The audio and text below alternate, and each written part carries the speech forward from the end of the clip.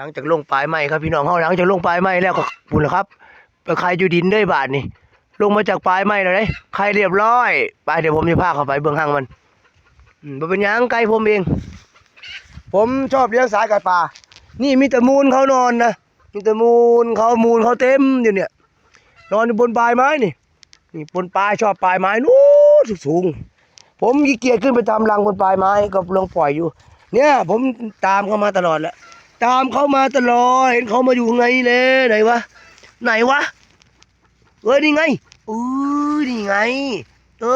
นี่พี่น้องเขาโอ้เป็นผ่องเลยน่ะเนาะอีหยังขาวๆอยู่พุ่นใส่พูดทางไหนพุ่นใส่ทางไหนใส่พูดทางไหนพุ่นเฮ้ยใส่ล่ะเขาไปเบิ่งด้วยเขาไปเบิ่งดูโมเมนต์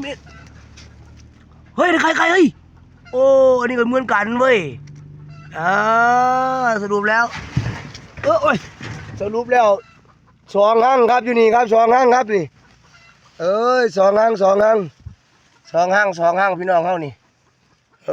นี่สองห้างสุดยอดอยู่โอ้บ่ไก่ปานใด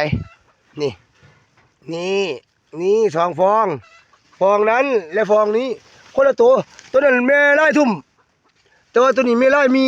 ตัวนี้ผมสะสมเสร็จแม่พันธุ์ตัวนี่ใครรุ่นนี่แม่พันธุ์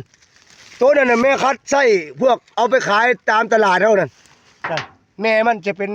อีกแบบหนึ่งตัวไล่หนึ่งตัวนี่ไล่แดงไก่ปลานี่ไล่แดงไก่ปลาผมก็เลยเอาได้หน่วยไว้เด้อเดี๋ยวเจอกันไว้ถ้าทางจะเหมือนแม่หัวเสียไม่เป็นไร